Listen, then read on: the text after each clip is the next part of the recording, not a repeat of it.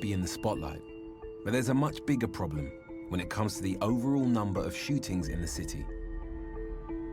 Last year, 23 people were shot by police, 9 fatally. At the same time, there were almost 2,500 black-on-black shootings, of which over 350 were fatal. In Chicago, over the weekend, 8 were killed, 55 were wounded. These are numbers that sound like a war zone, like Afghanistan or Syria. Most of the shootings are in the African-American areas of the city. The majority of the victims are young black men. With someone shot on average every 2 hours, the daily news in Chicago is full of stories of gun crime. Chicago has some of the strictest firearm laws in America. There are no gun shops in the city, and yet, in 2015, police seized over 6,000 illegal guns smuggled in from neighboring states.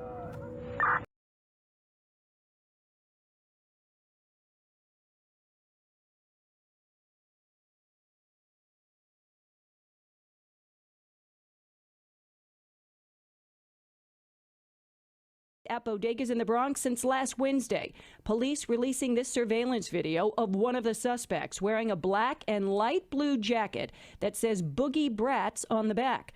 The NYPD is looking for multiple suspects in these armed robberies. Releasing this surveillance video showing the suspect hitting the bodega worker in the head with a glass bottle multiple times and then throwing him to the ground and choking him until he was unconscious.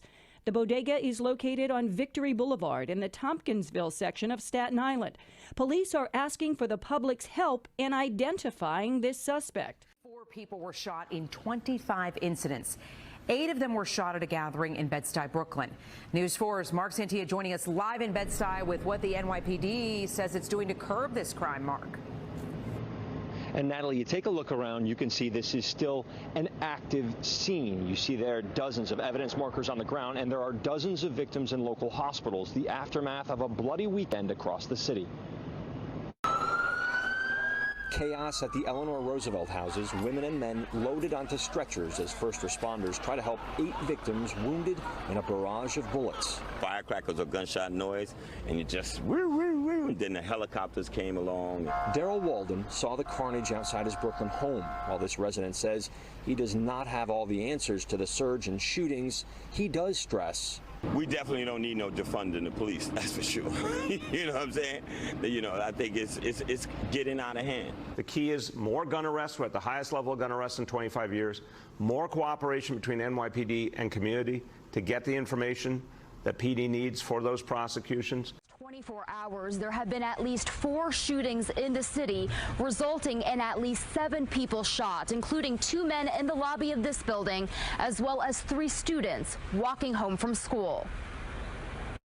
It was another restless night for families across the 5 boroughs. Gunfire erupted just before midnight on 3rd Avenue in the Bronx, grazing an 18-year-old in the elbow. About an hour later, on 133rd Street and Adam Clayton Powell Boulevard, a 27-year-old was shot in the leg. Then around 2 a.m. in Crown Heights, 2 men were shot in the lobby of a building. The shootings happened less than 12 hours after Police Commissioner Keyshawn Sewell denounced the murder of 16-year-old Angela Yambo, killed while walking home from school by the corner of East 156th Street and St. Anne's Avenue in the Melrose section of the Bronx. 2 other teens were also struck.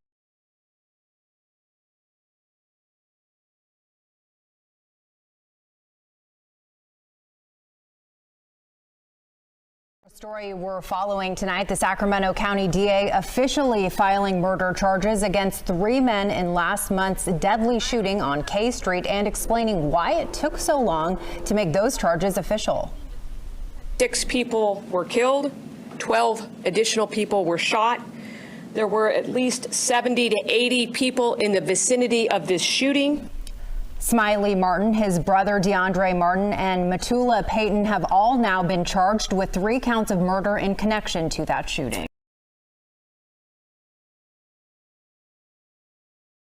A gun battle between 2 rival gangs. The evidence shows that the that the rival gang members armed themselves with weapons. In a 62-page court filing, the extensive charges the men face outlined in detail. All 3 men charged in connection to the murders of the 3 female victims, Melinda Davis, Yamil Martinez, and Jontaya Alexander. Smiley Martin, DeAndre Martin, and Matula Payton also facing enhanced charges for use of 9mm fully automatic weapons and for being felons in possession of weapons. All 3 of these defendants, as it relates to the shooting downtown, have allegations of special circumstances for multiple murders, which means that they are eligible for capital punishment. We're also getting our first look at surveillance images from the night of the shooting, collected by Sacramento police, that were included in the court filing. This image showing brothers Smiley and DeAndre Martin hanging out on K Street shortly after 1 o'clock in the morning. Then, at 2 a.m., investigators say DeAndre Martin starts firing his gun near the corner of 10th and Case Streets, with Smiley Martin nearby. An image captured just seconds later shows Matula Payton's arm outstretched, firing his gun while running. A minute later, investigators say Smiley Martin is seen walking past an alcove on K Street, tossing a handgun.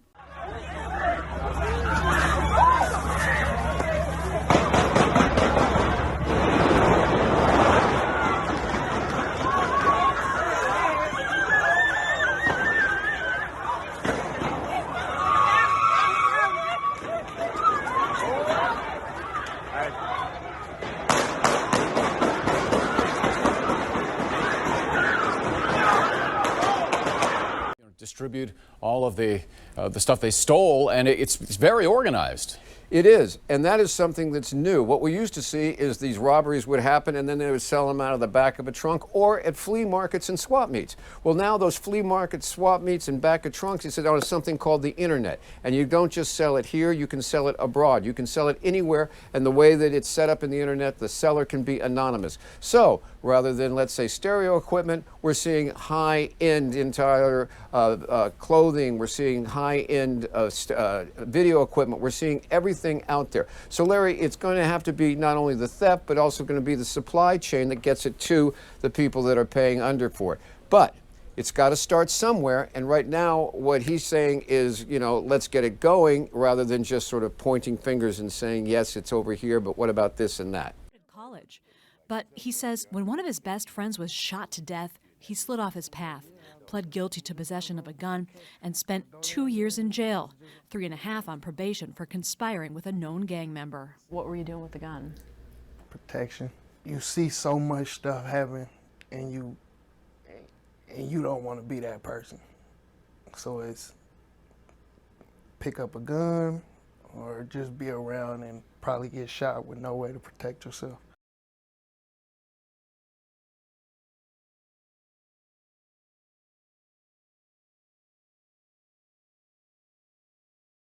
We're introducing legislation to implement a national freeze on handgun ownership. What this means is that it will no longer be possible to buy, sell, transfer, or import handguns anywhere in Canada. In other words, we're capping the market for handguns. As a further part of this new legislation, we're also fighting gun smuggling and trafficking by increasing maximum criminal penalties and providing more tools for law enforcement to investigate firearm crimes. And we'll require the permanent alteration of long gun magazines so they can never hold more than 5 rounds. Hello, ladies and gentlemen. As you can see there from all the videos that I've given to you about gun crime, people defending themselves with guns and all that good nature, you can kind of see on how everything is, right? How reality kind of really hits us in the face. And these are all democratic cities, by the way. They're all democratic places that have extreme gun laws. And they want to come and tell you that these laws will work.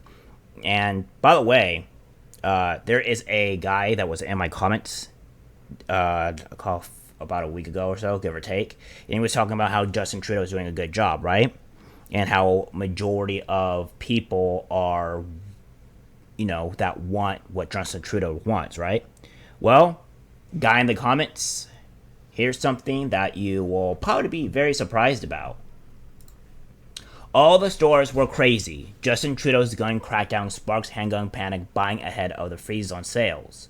Oh, what's that? But guy in comments, you specifically said that majority of Canadians were with this. Huh. Majority of the Canadians want this. Really? This is showing different, buddy. This is showing very rapidly different. If they're for this, why are they buying guns? Why are the stores going crazy? Why is Trudeau's gun crackdown sparks handgun panic? You're gonna have to explain it to me, Buster. Justin Trudeau on May 30 announced that he was introducing legislation to ban the sale of handguns in Canada. He said, it will no longer be possible to buy, sell, transfer, or import guns anywhere in Canada once this bill becomes law. Under the new law legislation, existing handgun owners would be allowed to keep their firearms but need permission to sell them on the law. Bill C-21 must be passed by both the House of Commons and the Senate. It is likely to be the law by the fall. Gun shop owners are reporting a surge in demand for handguns as those licensed to own firearms stock up before the ban. Gun stores across Canada are reporting booming business after Prime Minister Justin Trudeau announced that he was introducing a freeze on all new sales of handguns. Trudeau on May 30 said he was introducing a natural freeze on handgun ownership. He added, in other words, it will no longer be possible to buy, sell, transfer, or import handguns anywhere in Canada once this bill becomes law. So, probably all this is kind of redundant, so I'm not going to really repeat it. The video is already long as it is. We thought there would be a bit of a run on handguns, but we didn't expect this, S.J. John Cox, who owns the shooting ranges in Calgary and Toronto. And that's what a lot of people expect in America, right? When the Democrats specifically ban guns, because they're the ones that are doing it, when they specifically ban guns or they see a spike in crime, there will be an active amount of people wanting to specifically buy guns for the defense of their family. Now listen, and we go look at Project Veritas, where they ask people to put we have no guns on their lawn. They say they actively don't want guns, but then they don't want the sign onto their lawn, right? So due to this, we have they are actively contradicting themselves. They want the right to defend themselves because they know there is no guns on their. If they have a sign that says there's no guns on their property, they are at higher risk of being actually attacked, assaulted, killed, etc., robbed. These are the things that is happening. These are the things that would happen, and most of the shootings again are around school. And why? Because there's nobody there to shoot them. Several gun stores in British Columbia province lost signs out the door within hours in Trudeau's announcement. We got a lot of people that as soon as they announced new gun control measures, everyone wants to go in and buy a gun, said Diane Shimley, warehouse manager of Great North Precision Canada, which sells firearms in Kelowna, BC. Shimley told CBC's news show Daybreak South that handgun sales make up roughly 10 to 15% of the store's business. But the store was now chaotic, with licensed firearm operators racing to get what's left in stock. Other shops across Canada said they sold out within days. Sales have been brisk, said Jenny Levin, co-owner of that hunting store in a strip mall on the outskirts of the capital, Ottawa, nestled between a barbershop, a Chinese buffet restaurant, and a conservative lawmaker's constituency office. We sold 100 handguns and almost our entire stock in the last 3 days. Since the Prime Minister announced the freeze, she said, showing off her nearly empty handgun cabinet. Jusco Kovic, owner of Double Tap Sports in Toronto, told AFP the government announcement created a panic and people are now rushing out to buy handguns. Almost all stores are sold out, including me, he said. Showing out what the guns that they have, and they're going out to say, According to government estimates, there are more than 1 million handguns in Canada, which has a population of 38 million people. Some 2,500 stores sell pistols in the country. At present, a person must have a restricted firearm license in order to purchase a handgun. Most also require a special permit to transport them from any location to another, and they must be in secured cases. Shooting ranges are about the only places where they can be legally fired. In May 2020, after the murder of 22 people in Nova Scotia, the government introduced regulations banning ownership of about 1,800 models of assault-style weapons, among them the AR-15 rifle, which has been used in several mass killings. The new regulations unveiled after mass shootings killed 21 people at an elementary school in Texas and 10 at the supermarket in New York State, would prohibit the purchase, sale, transfer, and importation of handguns. Bill C-21 will also see the maximum prison sentence for gun smuggling and trafficking offenses rises to 14 years from the current 10 years. Importing, 4 more years. That's really going to change everything. What's an extra 4 years to a person that's going to serve 10? Importing ammunition will be illegal for anyone except a person with firearms license. Those who commit gun crimes would be automatically ineligible to come to Canada. The bill also proposes to add firearms offenses to the list that allow wiretaps to better allow for investigations of gun violence. All right. So there you have it, guys. You have that. And now we'll go immediately into this. A House Democrat plans to introduce a bill that would hit AR-15s with 1,000 tax, and it could pass Congress without GOP votes. I don't think this is, first off, this is completely unconstitutional, and two, you're going to see another rapid increase of gun sales if that happens. So I don't see where this is going. I've seen from the videos already that people are using guns to defend themselves, and the people are illegally getting guns, as we have been seeing. As everything was shown, as you've seen, and even in some of the videos that are the stuff that I've seen with laws, in particular in Chicago and all that. Chicago has all those things banned, and they're still getting guns at a rapid rate. 6,000 illegal guns bought. So again, if you're going to actively do this in terms of buy guns or banning them, it's not going to work because Chicago's already have a massive smuggling issue. It's like and a lot of places that are around Chicago would be mostly Democratic. So again, this is a thing that is specifically an issue for actual gun right ownership people. This is where it lies. The recent string of high-profile shootings in the U.S. is prompting one House Democrat to draft a measure designed to severely restrict access to the AR-15 style weapons used by gun in the carnage. Rep. Don Beyer of Virginia, a member of Tax Writing House, says in Means Committee wants to impose a 1,000 excise tax on such semi-automatic rifles.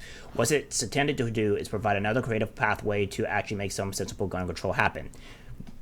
Beyer told, "We think that 1,000% fee on assault weapons is just the kind of restrictive measure that creates enough fiscal impact to qualify for reconciliation." Again, people are going to sell the guns at, it's already been shown that people are going to show guns at a significantly lower price in the black market than they would actually sell it in actual relative price. So the only thing you're going to be doing is that you're going to see an increase in crime, you're going to see an increase of rapes, you're going to see an increase of robbery, you're going to see an increase of everything. Why? Because the illegal people are going to come in and want to do harm to other people and take everything. As we've seen with the theft, is that once they know that these things are in place, they will actively go and to break the law because they are not good, just people, and they will just break the law anyways. Therefore, you're still harming the citizen that actively want to defend themselves. There's been multiple news stories to where people have defended themselves with their gun and that stopped the attacker from doing any kind of harm. So the only thing that you're doing is harming people that actively want to defend themselves. That's all you're doing. And the reports and all the videos and the evidence supports this fact. That means 1,000 tax on weapons would add 5,000 to 20,000 to their final sales prices and will probably keep them out of reach from many younger Americans. Some details of the bill still aren't finalized, such as when the tax will take effect and what to do with any revenue raised.